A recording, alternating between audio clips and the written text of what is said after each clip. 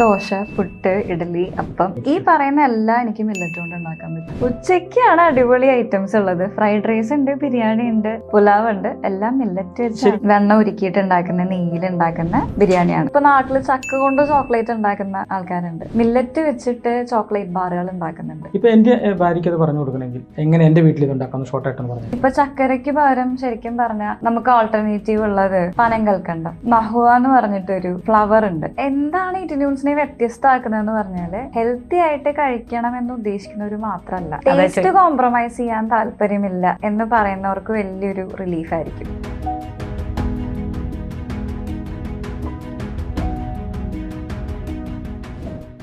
Eat and ട്യൂൺസിന്റെ സാരഥി സിദ്ധയാണ് ABC മലയാളം ഇൻ ബിസിനസ്സിൽ നിങ്ങളോടൊപ്പം ഉള്ളത്. എന്താണ് ഈ ഈറ്റ് ആൻഡ് ട്യൂൺസ് എന്ന പേര്? എന്താണ് ഇതുകൊണ്ട് ഉദ്ദേശിക്കുന്നത്?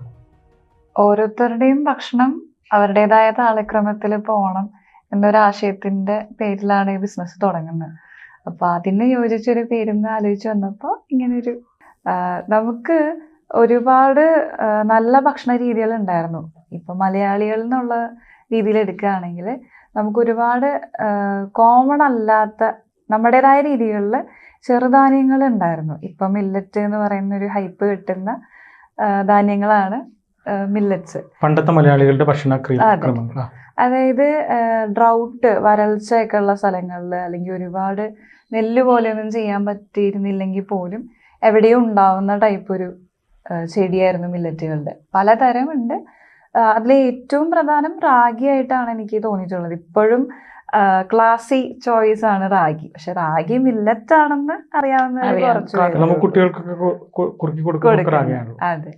അല്ല, പിന്നെ ഇപ്പം അത് കുറച്ചും കൂടി ഡയബറ്റിക് ആൾക്കാർ മാത്രം കഴിക്കുന്ന ഒരു ഭക്ഷണമാണെന്നൊക്കെ ഉള്ളൊരു മീൻസ് അത്ര അറിവേ ഉള്ളൂ ആക്ച്വലി. അതുകൊണ്ടാണ്.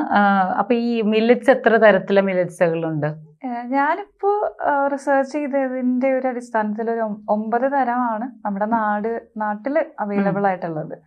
എത്യോപ്യയിൽ ഒരു ടൈപ്പ് ഓഫ് മില്ലറ്റും കൂടെ കോമൺ ആയിട്ട് യൂസ് ചെയ്യുന്നുണ്ട്. അപ്പൊ ഈ 9 തരം എന്ന് പറയുമ്പോൾ എന്തൊക്കെയാണ് അതിന്റെ പേരുകളൊക്കെ ഒന്ന് അറിഞ്ഞാൽ നന്നായിരുന്നു. പിന്നെന്താ പറയാം, അത് റാഗി, ഇപ്പൊ ഈ പറഞ്ഞ റാഗി ഒരു തരം മില്ലറ്റാണ്. തിന നമ്മള് കിളിക്കൊക്കെ കൊടുക്കും, പക്ഷെ അത് നമുക്ക് കൺസ്യൂം ചെയ്യാവുന്ന അല്ല പക്ഷികൾക്കും കഴിക്കാം, മനുഷ്യർക്കും കഴിക്കാമെന്നാണ്. പക്ഷികൾക്ക് ദഹിക്കുന്ന രീതിയിലുള്ള പരുവം വേറെ, നമുക്ക് കഴിക്കാനുള്ള പരുവം വേറെ. ഇപ്പൊ ഗോതമ്പ് ഉമി കളഞ്ഞെടുക്കുമല്ലോ. ഇപ്പൊ പിണ്ണാക്കെന്ന് പറയുന്നതും ചോറ് അല്ലെങ്കിൽ അതിന്റെ ഒരു വേണമെങ്കിൽ എടുക്കാമെന്ന് പറയാം. അത് പിണ്ണാക്ക് പശുവിനല്ലേ കൊടുക്കുന്നത്? അല്ല, നമ്മുടെ ഈ കിളിക്ക് കൊടുക്കുന്ന സാധനവും പശുവിന് കൊടുക്കുന്ന സാധനവും ഒക്കെയാണോ മില്ലറ്റ്? അല്ല, അപ്പൊ 2 എണ്ണത്തിന്റെ പേര് പറഞ്ഞു, ബാക്കിയുള്ളത് ഏതൊക്കെയാണ്? ഓക്കെ. പിന്നെ വരകുണ്ട്. അതെന്ത്? കൊടോ മില്ലറ്റ്.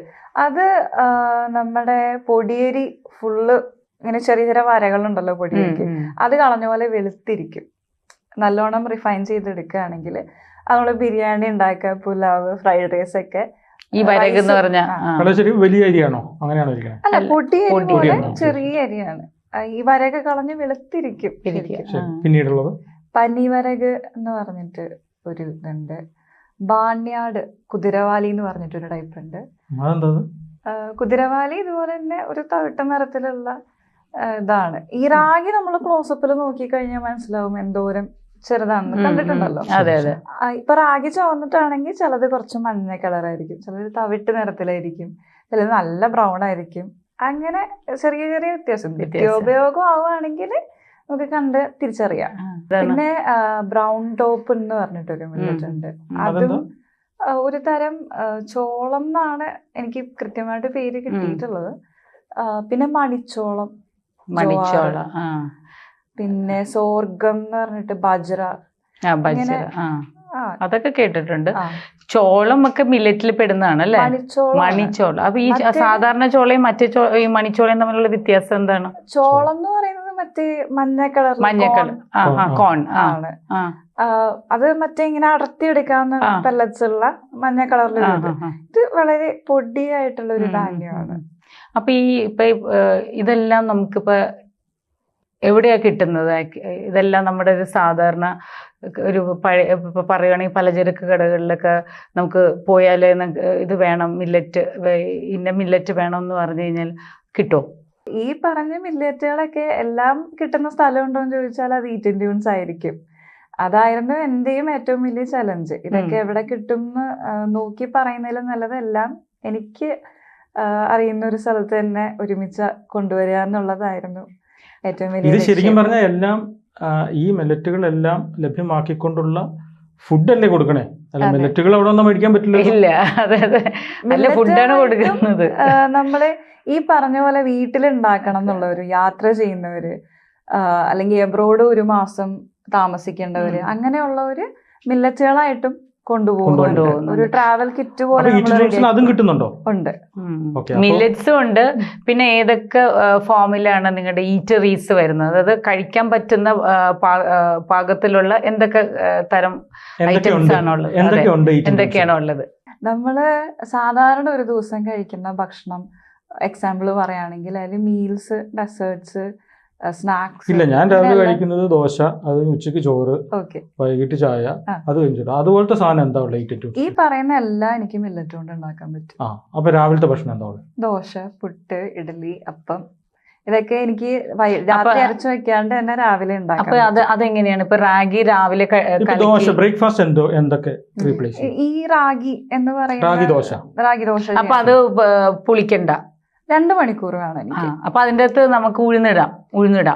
ഉഴുന്ന് അലർജി ഉള്ളവരുണ്ടാവാം. ഇപ്പൊ അപ്പം ആണെന്നുണ്ടെങ്കിൽ റാഗി ഇടാം, തേങ്ങ ചിരകിയിടാം, ഈ ചക്കര ഇടാം, ഒരു അല്പം ഈസ്റ്റ് ഇടാം. ഈസ്റ്റ് ഇടണ്ടാത്തവർക്ക് വേറെ ഫെർമെന്റേഷൻ പോലെ ചെറിയ യോഗോട്ടൊക്കെ ഓൾട്ടർനേറ്റീവ്സ് ഉണ്ട്. കോമൺ ആയിട്ട് നമ്മൾ യൂസ് ചെയ്യുന്നത് ഇത്രയും ഒരു ഇത് മാത്രം അരച്ച് വെള്ളം ചേർത്ത് അരച്ച് വെക്കുക 2 മണിക്കൂർ. അപ്പൊ ഈ റാഗി ഈ പിന്നെ ഫുൾ ഫോമിലാണ്, അതായത് അങ്ങനെയാണോ അല്ലെങ്കിൽ പൊടിയാണോ കലക്കേണ്ടത്? അല്ലെങ്കിൽ രണ്ടും ഉപയോഗിക്കാം. മറ്റേ മുഴുവൻ റാഗി ആണെങ്കിൽ നമുക്ക് ഫൈറ്റിക് ആസിഡ് എന്ന് പറഞ്ഞ എലമെന്റ് ഉണ്ട്. നമ്മളെ ഭക്ഷണത്തിൽ അത് എടുത്തു കഴിഞ്ഞാൽ ബോഡിയിൽ ചിലപ്പോ അംഗീകരിച്ച് വരില്ല. അതെന്താ? ഈ ഫൈറ്റിക് ആസിഡ് എന്ന് പറയുന്നത് ന്യൂട്രിയൻസ് ബൈൻഡ് ചെയ്യുന്ന ഒരു എലമെന്റ് ആണ് ഈ മില്ലറ്റ്സ് പോലെയുള്ള ചില ടൈപ്പ് ഓഫ് ഇതിലൊക്കെ. അപ്പോൾ ആ ഒരു ഫൈറ്റിക് ആസിഡ് മാങ്ങയിലുണ്ട്. അപ്പൊ ഈ ഏത് തരം എന്ത് അതാണ് ചിലർക്ക് മാങ്ങ കഴിച്ച വയറുവേദന വരുന്നത് അല്ലേ? അപ്പൊ ഈ മാങ്ങയോ മില്ലറ്റോ എന്താണെങ്കിലും ഒന്ന് സോക്ക് ചെയ്ത് കഴിഞ്ഞാൽ, വെള്ളത്തിൽ സോക്ക് ചെയ്ത് കഴിയുമ്പോ അതിന്റെ ഫൈറ്റിക് ആസിഡ് സെപ്പറേറ്റ് ആവും. അപ്പൊ ഈസി ആയിട്ട് ബോഡിക്ക് അബ്സോർബ് ചെയ്യാൻ പറ്റും. അപ്പോൾ ഈ റാഗി അങ്ങനെ മുഴുവൻ റാഗി ആയിട്ട് എടുക്കുമ്പോൾ നമ്മൾ കുതിർത്ത് വെച്ച ശേഷം ആണ് അരയ്ക്കാൻ എടുക്കുക. രാവിലത്തെ ഭക്ഷണം ഇപ്പം ദോശയാണെങ്കിലും അപ്പാണെങ്കിലും ഇഡ്ഡലി ആണെങ്കിലും ഒക്കെ നമ്മുടെ വീട്ടിലുണ്ടാക്കാൻ പറ്റുമല്ലോ. ഇപ്പൊ എൻ്റെ ഭാര്യയ്ക്ക് അത് പറഞ്ഞു കൊടുക്കണമെങ്കിൽ എങ്ങനെയായിട്ടോ അത് എങ്ങനെ എൻ്റെ വീട്ടിൽ ഇത് ഉണ്ടാക്കാമെന്ന് ഷോർട്ടായിട്ടൊന്ന് പറഞ്ഞു. ഒരു സിമ്പിൾ റെസിപ്പി പറഞ്ഞു തരാം. നമ്മൾ സ്ഥിരമായിട്ട് രാവിലെ ഉണ്ടാക്കുന്ന ഒരു ഐറ്റം തന്നെയാണ് റാഗി. പൊടിയാണ് എടുക്കുന്നതെങ്കിൽ ഏറ്റവും ഉത്തമം മുളപ്പിച്ച റാഗിപ്പൊടി ആയിരിക്കും. ഇനി അതല്ല മുഴുവൻ റാഗി നമ്മുടെ കയ്യിലുണ്ടെങ്കിലും അത് നമുക്ക് കുതിർത്ത് വെച്ചിട്ട് തന്നെ നമ്മൾ തന്നെ മുളപ്പിക്കണല്ലോ. അല്ല, അതിന് അരി നമ്മൾ കുതിർക്കുന്ന പോലെ പിന്നെ റാഗി മുഴുവനുള്ള റാഗി ഒന്ന് കുതിർത്ത് പിറ്റേ ദിവസം വേണ്ടെന്ന് കുറച്ച് 2-3 മണിക്കൂർ മതിയാവും. അതൊന്നും എനിക്കറിയില്ല കേട്ടോ. ശരി, അത് അതിലുള്ള ഫൈറ്റിക് ആസിഡ് എന്ന് പറഞ്ഞിട്ടൊരു എലമെന്റ് കളഞ്ഞ് ബോഡിക്ക് ഏറ്റവും അബ്സോർബ് ചെയ്യുന്ന രീതിയിൽ എടുക്കാൻ വേണ്ടിയാണ് അങ്ങനെ ചെയ്യുന്നത്. അങ്ങനെ റാഗി അപ്പം നമ്മൾ എടുത്തു, കുറച്ച് നാളികേരം എടുത്തു, ശർക്കര എടുത്തു, കുറച്ച് ഈസ്റ്റ് ഇടുക, എന്നിട്ട് നല്ലോണം ഒന്ന് മിക്സ് ചെയ്യുക, ഗ്രൈൻഡ് ചെയ്തിട്ട് വെക്കുക. 2 മണിക്കൂർ കഴിയുമ്പോഴേക്കും അപ്പത്തിനുള്ള ബാറ്ററി റെഡിയായി. ദോശക്കാണെങ്കിൽ ഇച്ചിരി ഉഴുന്നിടാം അല്ലേ? ദോശക്കാണെന്നുണ്ടെങ്കിൽ തലേദിവസം ഇതുപോലെ അരയ്ക്കണം. കാരണം ഫെർമെന്റേഷൻ വേറെയാണ്, അതിൽ ഈസ്റ്റ് ഇല്ലല്ലോ, തന്നെത്താനെ പുളിക്കുന്നതല്ലേ. അപ്പൊ ഈ സോഫ്റ്റ്നെസ് ഈ നമ്മുടെ അരി വെച്ച് ഉണ്ടാക്കുന്ന പോലെ തന്നെ സോഫ്റ്റ്നെസ് കിട്ടുമോ? രുചിയാ? എന്റെ വീട്ടിലും ഞാൻ കൊടുത്ത ഈ പറഞ്ഞ സാധാരണ അപ്പം കഴിക്കുന്നവർക്കൊക്കെ ഒരുപാട് ഇഷ്ടമായി. ഒത്തിരി പേര് ഈറ്റ് ട്യൂൺസ് കഴിക്കുന്നുള്ളത് കൊണ്ട് നല്ലതാണ് തോന്നുന്നു. നമുക്കൊന്ന് പരീക്ഷിച്ച് നോക്കാം. ഉച്ചഭക്ഷണത്തിലേക്ക് വന്നാൽ അതെ, ഉച്ചയ്ക്കാണ് അടിപൊളി ഐറ്റംസ് ഉള്ളത്. ഫ്രൈഡ് റൈസ് ഉണ്ട്, ബിരിയാണി ഉണ്ട്, പുലാവ് ഉണ്ട്, എല്ലാം മില്ലറ്റ്. ശരിക്കും ഇത് പറ്റിക്കലാണോ ഈ ബിരിയാണി എന്നൊക്കെ പറഞ്ഞു കഴിഞ്ഞാൽ? ശരിക്കും എന്ത് വെച്ചിട്ടാണ് പറ്റിക്കലാണോ എന്ന് ചോദിച്ചാലേ, ഇമോഷൻ ആയിട്ട് എടുക്കുന്ന ആൾക്കാരുണ്ട്. മുട്ടയൊക്കെ ചേർത്ത് കുറേ നെയ്യൊക്കെ ഒഴിച്ച് അങ്ങനെയൊക്കെ സ്ഥിരം കഴിക്കുന്ന ആൾക്കാർക്ക് ഒരു ദിവസം ഈ ബിരിയാണി കഴിക്കാൻ പാടില്ല എന്നുള്ളൊരവസ്ഥ വരും. അല്ലെങ്കിൽ ഡോക്ടർ പറയും തൊടരുത് എന്ന് പറയുന്ന സമയത്ത് നമുക്ക് ബിരിയാണി കഴിക്കാൻ ഭയങ്കര ക്രേവിങ് ഒക്കെ വരും. അല്ലെങ്കിൽ ഞാനൊരു ഡയറ്റിലാണ്, ഒരു വെഡ്ഡിങ് ഡയറ്റ് ആയിരിക്കും, എന്തെങ്കിലും സ്പെഷ്യൽ ഒക്കേഷൻ, ഞാൻ സ്ട്രിക്റ്റ് ആണ്, ഞാൻ തൊടില്ല എന്നൊക്കെ വിചാരിച്ചിരിക്കുന്ന സമയത്ത് എനിക്ക് എന്തെങ്കിലും രുചിയുള്ളൊരു സാധനം കഴിക്കണം. ആ സമയത്ത് കഴിക്കാൻ പറ്റുന്ന ഏറ്റവും നല്ല റീപ്ലേസ്മെന്റ്, അല്ലെങ്കിൽ ഡെയിലി കഴിക്കണം എന്നുണ്ടെങ്കിൽ പോലും, ഡെയിലി കഴിക്കണം എന്നല്ല, കഴിക്കണമെങ്കിൽ പോലും വലിയ രീതിയിൽ ഒരു പ്രശ്നം ഉണ്ടാവാണ്ട് കഴിക്കാൻ പറ്റുന്ന ഒരു ബിരിയാണി. ഒരു സംശയം, നോൺ വെജ് ബിരിയാണി ആണോ വെജ് ബിരിയാണി ആണോ? രണ്ടും ഉണ്ട്. രണ്ടെന്ന് പറഞ്ഞാൽ വെജിറ്റേറിയനും ഉണ്ട്, നോൺ ചിക്കൻ ബിരിയാണി. ചിക്കൻ നോണിലെല്ലാം കിട്ടും അല്ലേ? എനിക്ക് ചിക്കൻ ബിരിയാണി ഇഷ്ടമുള്ളൂ, അതുകൊണ്ട് അപ്പൊ എല്ലാം കിട്ടും. അപ്പൊ ഉച്ചയ്ക്ക് ലഞ്ച് ഉണ്ടെന്ന് പറഞ്ഞില്ലേ, അപ്പൊ ബിരിയാണി മാത്രമല്ല.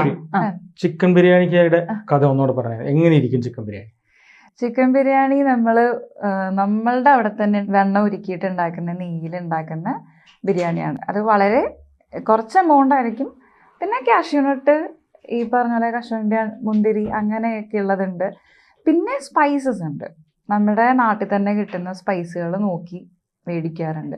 അപ്പം അതുകൊണ്ട് ബിരിയാണിയുടെ നല്ല ഫ്ലേവർ കിട്ടും. കോഡോ മില്ലറ്റ് എന്ന് പറഞ്ഞ വരകാണ് ഞാൻ യൂസ് ചെയ്യുന്നത്. ഈ കോഡോ മില്ലറ്റ് ഏകദേശം നമ്മുടെ ഒരു പച്ചരി പോലെ ഇരിക്കുന്ന വെളുത്ത കളറിലാണോ? വെളുപ്പാണ്.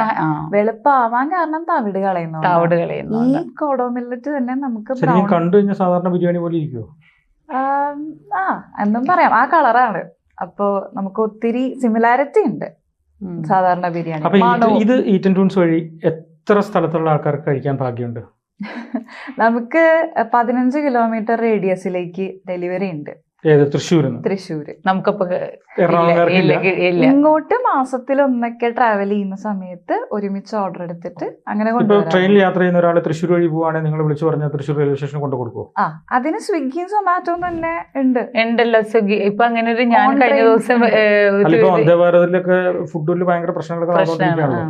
അപ്പൊ ഇനി ഒരു തവണ ബിരിയാണി ട്രൈ ചെയ്യണവർക്ക് ഈറ്റൻ ടൂൺസിലൂടെ സെൻട്രൽ ഗവൺമെന്റിന്റെ സൂപ്പ് എന്ന് പറഞ്ഞിട്ട് ഒരു ടീമുമായിട്ട് ഇപ്പൊ സംസാരിച്ചുകൊണ്ടിരിക്കുക. അവർ സ്വന്തമായിട്ട് പുറത്തുനിന്ന് ഔട്ട്സോഴ്സ് ചെയ്ത് ഇപ്പൊ ഉണ്ടാക്കുകയാണ്. ഈ സ്വന്തമായിട്ട് IRCTC കൊടുക്കാണ്ട് ഇതുപോലെ ഓൺ ട്രെയിൻ അവർക്ക് കമ്മീഷൻ ലഭിക്കാല്. അപ്പൊ അവരോട് സംസാരിച്ചുകൊണ്ടിരിക്കും. അപ്പൊ ബിരിയാണി ഉണ്ട് ഉച്ചയ്ക്ക്. പിന്നെ ബിരിയാണി കഴിക്കണ്ട, വേറെ എന്തെങ്കിലും കഴിക്കാനാണ് ഇഷ്ടമെന്ന് ഉച്ചയ്ക്ക്. അപ്പൊ മീലും ഉണ്ട്. ആ മീൽ, അപ്പൊ അതും ഇതുപോലുള്ള അരി വെച്ചിട്ട് തന്നെയാണോ ഉണ്ടാക്കുന്നത്? ഈ മില്ലറ്റ് വെച്ചിട്ടാണോ ഉണ്ടാക്കുന്നത്? ഞാൻ ആധികാരികമായിട്ട് ക്ലിനിക്കൽ ന്യൂട്രീഷൻ പഠിച്ച് ഇപ്പൊ ഒരു ന്യൂട്രീഷനിസ്റ്റ് ആയിട്ടാണ് ആരെന്ത് കഴിക്കണം എന്ന് അവർക്ക് സജസ്റ്റ് ചെയ്തിട്ട് അതാണ് കൊടുക്കുന്നത്. അപ്പോൾ ഡെയിലി കഴിക്കുമ്പോൾ ഈ പറഞ്ഞ പോലെ ഒരു ദിവസം അവർക്ക് ബിരിയാണി ആണെങ്കിൽ ഒരു ദിവസം പുലാവ് ആയിരിക്കും, ഒരു ദിവസം ബാജ്രയുടെ ചപ്പാത്തി ആയിരിക്കും. അപ്പൊ ഈറ്റൻ ട്യൂൺസ് എന്ന് പറയുന്ന ഒരു ബ്രാൻഡിന്റെ ഏറ്റവും വലിയ ഉത്തരവാദിത്വം എന്ന് പറയുന്നത് ഈ പറയുന്ന ഡയറ്റുകൾ കൃത്യമായിട്ട് 3 നേരം എങ്ങനെ എത്തിച്ചു കൊടുക്കുക എന്നുള്ളതാണ്. എങ്ങനെ കഴിക്കണം, എപ്പോ കഴിക്കണം എന്നുള്ള ഒരു ശീലം ഉണ്ടാക്കിയെടുക്കുക എന്നുള്ളതാണ്. എന്താണ് ഈറ്റൻ ട്യൂൺസിനെ വ്യത്യസ്തമാക്കുന്നതെന്ന് പറഞ്ഞാല് ഹെൽത്തി ആയിട്ട് കഴിക്കണം എന്ന് ഉദ്ദേശിക്കുന്നവർ മാത്രമല്ല, ടേസ്റ്റ് കോംപ്രമൈസ് ചെയ്യാൻ താല്പര്യമില്ല എന്ന് പറയുന്നവർക്ക് വലിയൊരു റിലീഫ് ആയിരിക്കും. ഗിൽറ്റ് ഫ്രീ എന്ന് പറയുന്ന ഒരു ടേം ഇപ്പൊ ഭയങ്കര മാർക്കറ്റഡ് ആണ്. അപ്പോ അങ്ങനെ ഒരു രീതിയിലുള്ള ഫുഡുകളാണ്. അപ്പൊ നമ്മള് ടേസ്റ്റി ആണ് കഴിക്കുന്നത്, ഓക്കെ, അതിന് സെക്കൻഡ് പ്രയോറിറ്റി ഹെൽത്തി ആണ് എന്ന് കൊടുക്കുന്ന ആൾക്കാരും മാർക്കറ്റിലുണ്ട്. ഏറ്റവും കൂടുതൽ അങ്ങനെയാണ്. അപ്പൊ അങ്ങനെയുള്ളവർക്ക് ചിലപ്പോ ഈ പറഞ്ഞ ബിരിയാണി കഴിക്കാൻ പറ്റണമെന്നില്ല. അപ്പൊ മില്ലറ്റ് റൈസും ഈ ബിരിയാണിക്കുള്ള കൂട്ടുകൾ നമുക്ക് അയച്ചു കൊടുക്കാൻ പറ്റിയേക്കാം, എന്നിട്ട് ഇൻസ്ട്രക്ഷനും കൊടുക്കും. സിദ്ധ പറഞ്ഞത് ശരിയാണ്, ഗിൽറ്റ് ഫ്രീ. എനിക്ക് ഇന്ന് ഭയങ്കര ഗിൽറ്റി ആയി, ഞാൻ ഇന്ന ഭക്ഷണം കഴിച്ചു. ഇതൊരു ഭയങ്കര പോപ്പുലറായി, ഭക്ഷണം ഗിൽറ്റ് ഫ്രീ. അത് എന്താണ് ശരിക്കും അതുകൊണ്ട് ഉദ്ദേശിക്കുന്നത്? എന്താണ് ഗിൽറ്റ് ഫ്രീ? ഒരു എക്സാമ്പിൾ പറയാം. എനിക്ക് PCOD ഉണ്ടെന്ന് വിചാരിക്കുക. എനിക്ക് മധുരം അധികം കഴിച്ചുകൂടാ. ഞാൻ സ്ട്രിക്റ്റ് ഡയറ്റിലാണ്. സ്ട്രിക്റ്റ് ഡയറ്റ് എടുക്കാൻ ഡോക്ടർ പറഞ്ഞു. പക്ഷെ എനിക്ക് ബ്രൗണി കഴിക്കാതിരിക്കാൻ പറ്റുന്നില്ല. എൻ്റെ ഫേവറേറ്റ് ഫുഡ് ബ്രൗണിയാണ്. അതുകൊണ്ട് ഞാൻ കഴിച്ചു. സാരമില്ല, ഒരു ബ്രൗണി അല്ലേ. ഇനി അത് കഴിച്ചു കഴിഞ്ഞിട്ട് എനിക്ക് ഭയങ്കര വിഷമം. അയ്യോ, ഞാൻ കഴിച്ചു പോയല്ലോ, കഴിക്കാൻ പാടില്ലായിരുന്നു, ഞാൻ കാരണമാണല്ലോ PCOD ഇങ്ങനെ കണ്ടിന്യൂ ചെയ്യണേ. അപ്പോ ആ ഒരു പശ്ചാത്താപം വരാതെ ഹെൽത്തി ആയിട്ട് ടേസ്റ്റി ആയിട്ട് ഭക്ഷണം കഴിക്കാൻ പറ്റണം. അവിടെയാണ് അതൊരു സൊല്യൂഷൻ. അവിടെയാണ് ഈറ്റ് ആൻഡ് ട്യൂൺസിന്റെ സൊല്യൂഷൻ. പച്ച മലയാളത്തിൽ പറഞ്ഞാൽ സ്വാദിഷ്ടമായ ഭക്ഷണം ഹെൽത്തി. അതെ, അതാണ് സംഭവം.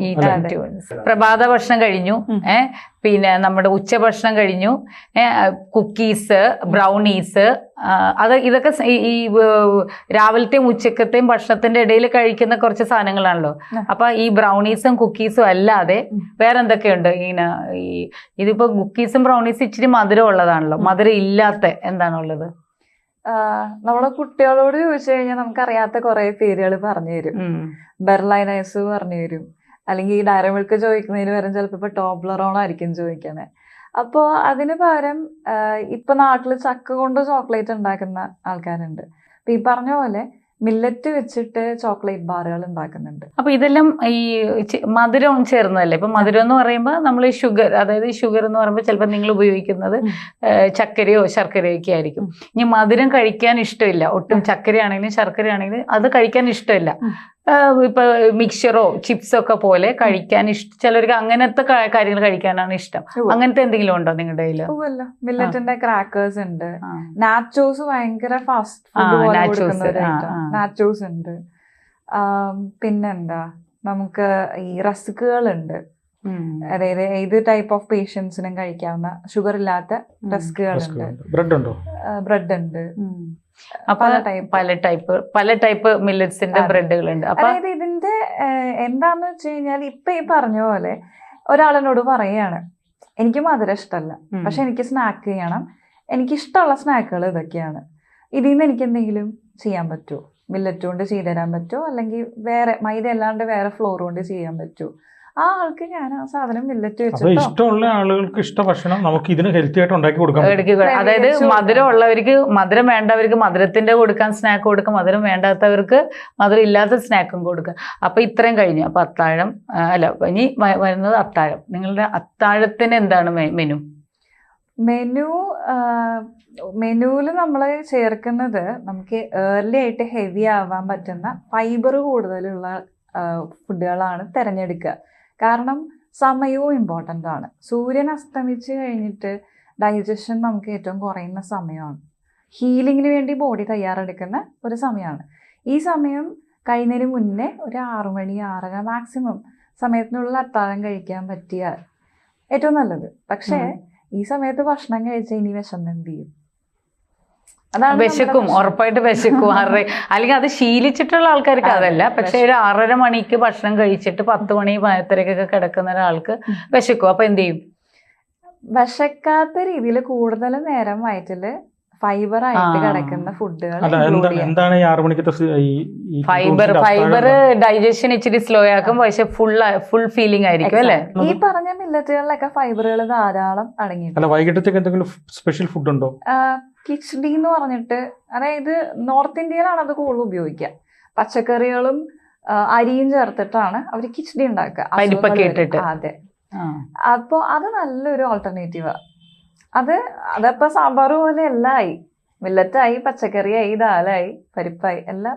ഒരു ഹെൽത്തി ലൈഫ് സ്റ്റൈല്, അതായത് ലൈഫ് സ്റ്റൈൽ ഡിസീസിനെ ഒന്ന് മാറ്റി നിർത്താനായിട്ടുള്ള ഒരു വേ ഓഫ് ഫുഡ് കോൺസെപ്റ്റ് ആണ് സിദ്ധ കൊണ്ടുവന്നിരിക്കുന്നത് അല്ലെ? പ്രിവെന്റീവ് ആയിട്ട്. അതായത് prevention is better than cure എന്നാണ് പറയുന്നത്. ഇപ്പൊ അതായത് സ്വന്തം ആവശ്യത്തിന് വേണ്ടിയിട്ടായിരിക്കും ഒരുപക്ഷെ എങ്ങനെയാണ് ഇതിലേക്ക് വന്നത്? അപ്പൊ സ്വന്തം ആവശ്യങ്ങൾക്കുള്ള സൊല്യൂഷൻസ് കണ്ടുപിടിച്ച് തന്നെയാണ് തുടക്കം. അതാണല്ലോ ഏറ്റവും ഇമ്പോർട്ടന്റ്. നമുക്ക് വേണ്ടി ചെയ്യുമ്പോഴാണല്ലോ അത് ഏറ്റവും നല്ലത് ഉണ്ടാക്കാൻ പറ്റുക. അപ്പൊ അതെങ്ങനെയാണ്, ഏത് സമയത്താണ് എങ്ങനെയാണ് അതിലേക്ക് വന്നത്? ഈ പറഞ്ഞ പോലെയുള്ള ലൈഫ് സ്റ്റൈൽ ഇഷ്യൂസ് എല്ലാം വരുന്ന രീതിയിൽ നല്ലൊരു കോർപ്പറേറ്റ് രീതികളായിരുന്നു. എനിക്കൊരു 11 കൊല്ലത്തോളം, ഒരു 17 ഇയേഴ്സിൽ വർക്ക് സ്റ്റാർട്ട് ചെയ്തു. അപ്പൊ ഈ ബോഡിയിൽ നല്ല ന്യൂട്രിയൻസ് ഒക്കെ വരേണ്ട സമയത്ത് ഞാൻ നൈറ്റ് ഷിഫ്റ്റ് എടുക്കുകയും രാവിലെ പഠിക്കുകയൊക്കെ ചെയ്യുമ്പോൾ ഉറക്കവും ഭക്ഷണവും എല്ലാം കോംപ്രമൈസ് ചെയ്തിട്ടാണ് പോയത്. ഒരു പരിധി വരെ ബോഡി നമുക്ക് ഹെൽപ്പ് ചെയ്യും, അത് കഴിഞ്ഞ് അത് അതിൻ്റെ അതിനെ റിയാക്ട് ചെയ്യണം. കാര്യം അതായത് പറയുന്ന ഇപ്പൊ നമ്മൾ കേട്ടിട്ടില്ലേ, അതായത് ചെറുപ്പമായിരിക്കുമ്പോൾ നമ്മൾ ഇതൊന്നും അറിയില്ല, നിങ്ങൾ കുറച്ചും കൂടെ പ്രായമാകട്ടെ, അപ്പോഴായിരിക്കും നിങ്ങൾക്ക് ഈ സമയത്ത് നിങ്ങൾ നെഗ്ലക്ട് ചെയ്തിട്ടുള്ളതൊക്കെ ഈ ബോഡി തിരിച്ച് ചോദിക്കാൻ പോണേ. അപ്പൊ നമ്മുടെ പഴയ ആൾക്കാർ പറയുന്ന ഒരു കോമൺ ആയിട്ടുള്ള ഒരു കാര്യമാണ്. ആ സമയത്ത് ഉണ്ടല്ലേ? ആ സമയത്ത് ആദ്യമായിട്ട് എന്താണ് ഉണ്ടാക്കിയത്? അല്ല, ഇത് ഈ ഒരു ഈറ്റിൻ ടൂൺസിന്റെ ഫസ്റ്റ് പ്രൊഡക്റ്റ് എന്താണെന്ന് അറിയാൻ വേണ്ടിയിട്ടാണ് ഞാൻ ഇത്ര ക്യൂരിയസ് ആയിട്ട് ചോദിച്ചത്. ആ സമയത്ത് ഉണ്ടാക്കിയതായിട്ട് വലിയ ബന്ധം ഇല്ലെങ്കിലും ഇൻഗ്രീഡിയന്റ് ആണ് റാഗി എന്ന് പറയുന്ന ഒരു ഇത് കുറുക്കി കഴിക്കുക എന്നുള്ളത് വീട്ടില് പണ്ടൊരു ശീലമാണ്. അത് അങ്ങനെയാണ് എനിക്ക് അതിനോടൊരു പരിചയമുള്ളത്. അപ്പോൾ ഇത് കുറച്ച് ഫില്ലിംഗ് ആണ്, പിന്നെ കാൽഷ്യം റിച്ച് ആണ്, കാൽഷ്യം അയൺ ഒക്കെ ഉണ്ട്. അപ്പോ ഇത് കഴിച്ചു കഴിഞ്ഞാൽ പെട്ടെന്ന് ഉണ്ടാക്കാം. നമുക്കൊരു 5 മിനിറ്റ് മതി, 5 മിനിറ്റ് പോലും വേണ്ട റാഗി കുറുക്കിയെടുക്കാൻ. അത് വലിയൊരു മീല് ഗ്യാപ്പ് ഫില്ല് ചെയ്യാനും അല്ലെങ്കിൽ പെട്ടെന്നൊന്ന് ഫുള്ളാക്കാനും ഹെൽപ്പ് ചെയ്യും. അപ്പൊ അതിൻ്റെ അകത്ത് നമ്മള് ഇപ്പൊ എനിക്കൊന്ന് കഴിക്കണം എന്ന് തോന്നി, അപ്പൊ റാഗി കുറുക്കി, പെട്ടെന്ന് എളുപ്പത്തിൽ റാഗി കുറുക്കി. അപ്പൊ നമ്മൾക്ക് അതിൻ്റെ അടുത്ത് ചക്കര ഇട്ട കുഴപ്പമില്ല. ഇല്ല, മറ്റേ പഞ്ചസാര ഇടുമ്പോഴാണല്ലോ പഞ്ചസാര ഉള്ളിൽ ചെല്ലുന്നത്. വൈറ്റ് ഷുഗർ ഇപ്പൊ ഭയങ്കര എല്ലാരും പറയുന്നത് കഴിക്കാൻ പാടില്ലാത്തൊരു പോയിസനാന്നുള്ള ഇതിലാണ് പറയുന്നത്. അപ്പൊ അതുകൊണ്ട് ഇപ്പൊ പഞ്ചസാര എടുക്കുമ്പോൾ, ചായക്ക് പഞ്ചസാര എടുക്കുമ്പോൾ അയ്യോ തീമ ഇടണോ എന്നുള്ളൊരു ഇതാണ്. അപ്പം നമുക്കൊരു ചക്കരയൊക്കെ ഇട്ട് കുറുക്കി കഴിക്കാം അല്ലേ? നമ്മുടെ ആവശ്യം എന്താണെന്നുള്ളതനുസരിച്ചിരിക്കും നമ്മൾ ഉപയോഗിക്കേണ്ടത് എന്താണെന്നുള്ളത്. ഇപ്പൊ ചക്കരയ്ക്ക് പകരം ശരിക്കും പറഞ്ഞാൽ നമുക്ക് ഓൾട്ടർനേറ്റീവ് ഉള്ളത് പനങ്കൽക്കണ്ടം ഉണ്ട്. മഹുവ എന്ന് പറഞ്ഞിട്ടൊരു റേസിൻ ഫ്ലവർ ഉണ്ട്, കേട്ടിട്ടുണ്ടോന്ന് അറിയില്ല. പനങ്കൽക്കണ്ടവും ഷുഗറുമായിട്ട് രണ്ടും ഈ ശരിക്കും പറഞ്ഞു കഴിഞ്ഞാൽ ഒന്നല്ലേ? അല്ല, കാരണം ഷുഗറിൽ നമുക്ക് പറഞ്ഞു കഴിഞ്ഞാൽ കാർബ്സ് മാത്രമേ ഉള്ളൂ എന്ന് വേണമെങ്കിൽ പറയാം, കാർബൺസ്. ഈ സെയിം ചായ തന്നെ നമ്മൾ പനങ്കൽക്കണ്ടം വെച്ച് റീപ്ലേസ് ചെയ്യണമെന്ന് വിചാരിക്കുക.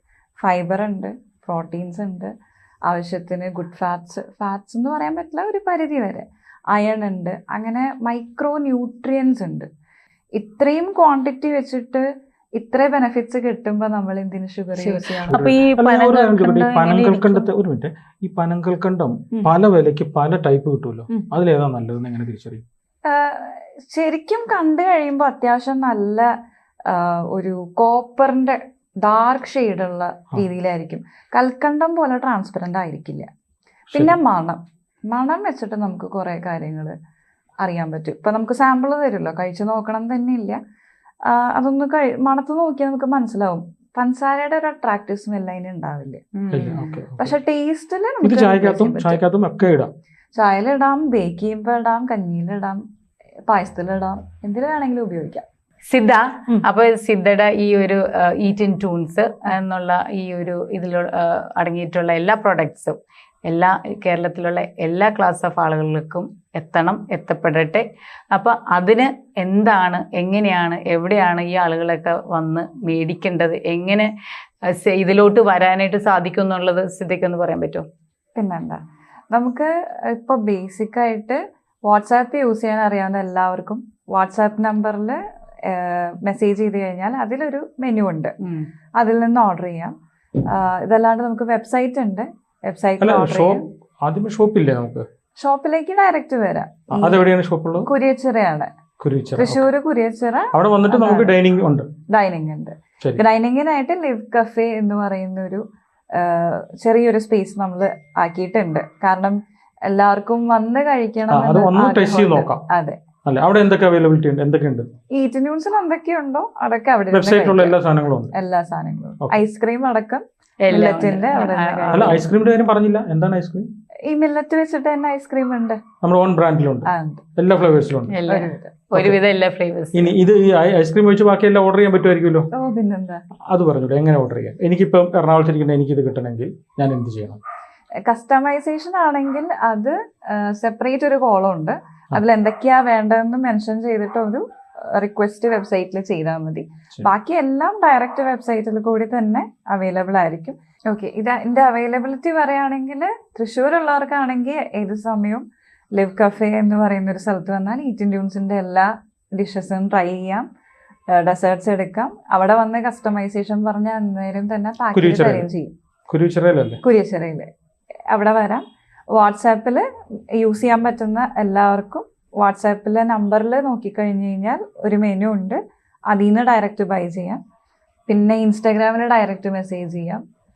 അങ്ങനെ ഏത് രീതിയിൽ വേണമെങ്കിൽ വെബ്സൈറ്റും ഉണ്ടല്ലേ? വെബ്സൈറ്റ് www.eatintunes.in ആണ് വെബ്സൈറ്റ് അഡ്രസ്. ഇതില് abroad, out of India, Kerala എല്ലാ ഹാൻഡിൽ ചെയ്യുന്നുണ്ട്. അതായത് നമ്മൾ ചില കാര്യങ്ങൾ നമ്മൾ തുടങ്ങുമ്പോഴോ അല്ലെങ്കിൽ ചില കാര്യങ്ങൾ ചെയ്യുമ്പോഴോ കുറച്ച് ആളുകൾക്ക് മാത്രമേ ആ സർവീസ് കിട്ടാറുള്ളൂ. ഒരു കാറ്റഗറി ആളുകൾക്ക് അത് കിട്ടാറില്ല, അല്ലെങ്കിൽ അവർ വിചാരിക്കുന്നത് അവർക്കത് അവിടെ അത് റീച്ചബിൾ അല്ല എന്നുള്ള ഒരു സൈക്കോളജിക്കലായിട്ടുള്ള ഒരു ചിന്താഗതിയുള്ള കുറേ ആളുകളുണ്ട്. അല്ലെങ്കിൽ മുക്കാൽ ആളുകളും, അല്ലെങ്കിൽ നമ്മുടെ കേരളത്തിലുള്ള കുറേ ആളുകളും 3% ആൾക്കാരും അങ്ങനെ ചിന്തിക്കുന്ന ആൾക്കാരാണ്. അപ്പോൾ ഈറ്റ് ആൻഡ് ട്യൂൺസ് ആ ഒരു ആളുകളിലോട്ടും കോൺസെൻട്രേറ്റ് ചെയ്യണം, അവർക്കും പെട്ടെന്ന് ഇത് റീച്ചബിൾ ആക്കി കൊടുക്കണം എന്നുള്ള ഒരു റിക്വസ്റ്റും കൂടി ഞാൻ ചെയ്യുവാണ് സിദ്ധയോട്. അപ്പോൾ സിദ്ധയ്ക്ക് ഈ ഒരു ബിസിനസ്സിൽ എല്ലാവിധ ആശംസകളും എൻ്റെ വ്യക്തിപരമായിട്ടുള്ള പേരിലും ABC മലയാളം ഇൻ ബിസിനസ്സിൻ്റെ പേരിലും പറഞ്ഞുകൊണ്ട് thank you very much Siddha. Welcome.